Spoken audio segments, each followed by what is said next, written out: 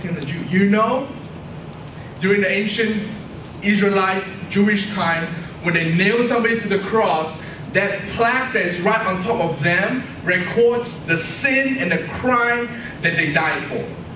Why were they crucified? Everything be written there. And so for Jesus to have that written upon his plaque means that he was crucified because he is the King of the Jews.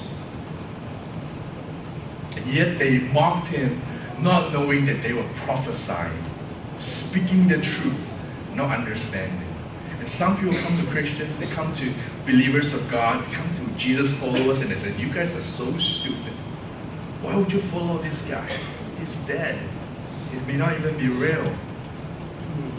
But they may not know that the words that they say may be every prophesying. If he is God, let him come back and save you.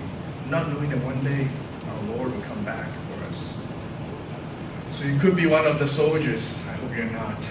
Then in verse 39 it tells us, one of the criminals who hung there hurled insults at him. Are you the Messiah? Save yourself and us.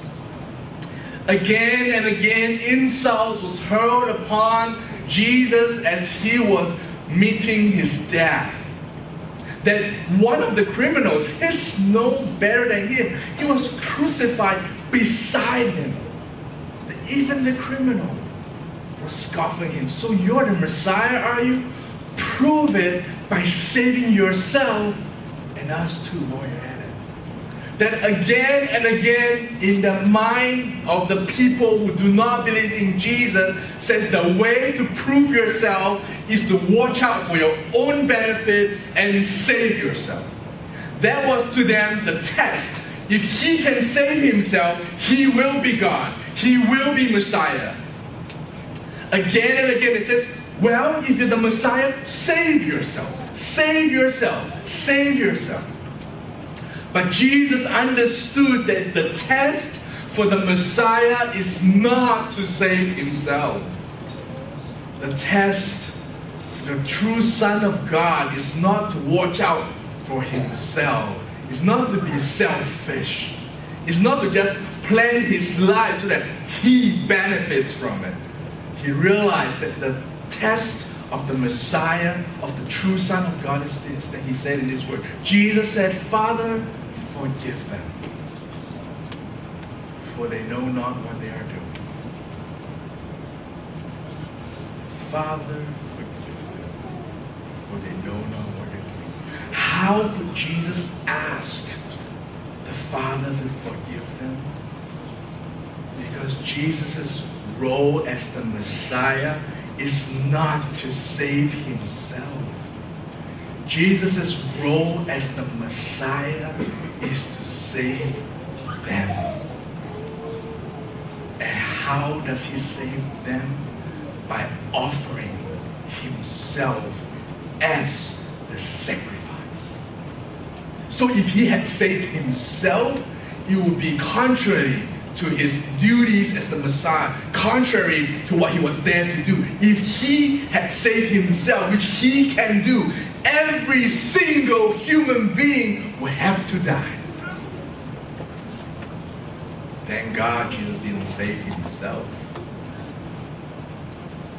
Jesus says, forgive them, for they know not what they're doing. But the criminal protested. The other guy was on the other side. People claim that he's on the right side. I think he was on the right side. Looking at the other criminal, says, what are you doing? Protest. Don't you fear God even when you have been sentenced to die? We, talking about himself and the other criminal, we deserve to die for our crime, but this man has done nothing wrong. Do you know when you look into the eyes of people, you can understand them better? You know, little kids, especially who are innocent and real, if they've done wrong, they don't look you in the eye. They look at the chair, they look at the clouds, they look at the pebbles, they look at your toes, they count your toes, but they will not look you in the eye. But there are times when you know the kids, they didn't do it.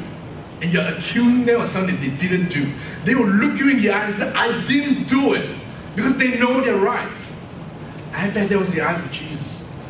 That even a criminal who's heart beaten, who's been on the streets, man, they look at Jesus, they see, this is not the eyes of a criminal. Those eyes are eyes that I used to have before I started this life of crime. And when they saw Jesus, these other criminals, he didn't do it. He's being framed. Then he said, the criminal, words of justice that comes from the vilest person in the crowd, who people think of anybody, this person will realize the truth. This person says, Jesus, remember me when you come in your kingdom. I suspect that this guy used to follow Jesus around. Or else how would we have known the exact message that Jesus was preaching? He would have been in one of the crowds when Jesus was preaching, and he saw him healing people, and he was there listening, and he took in every single word. And he heard about the kingdom that's going to come. He heard about Jesus as the Messiah, and he believed Jesus as the Messiah. But his life circumstance pushed him to a place where he started a life of crime. He went on a path that he didn't really want to go down, but he was stuck. He had no choice but to keep going. He went down the path further and further down.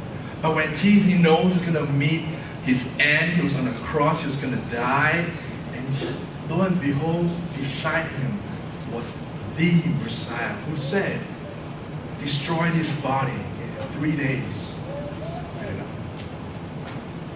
He realized that Jesus is real. He realized Jesus' prophecy is true. He realized that Jesus is who he claims to be, and he speaks the word of truth.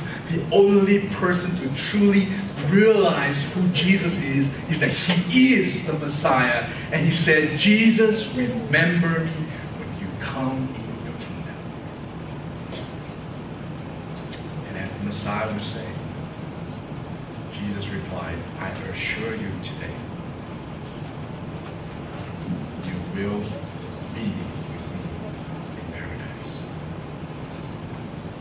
I assure you. I'm going to go rest in the tomb for a little bit. And then I'm going to be resurrected. I'm going to go to my Father. And then one day when I come back, you'll be there with me, man. No matter your life of crime, your life of sin, the life that you think there's no hope, you think that nobody will forgive you, the life that you think is so bad that God will not accept you, Jesus says, I assure you, today you will be with me in paradise.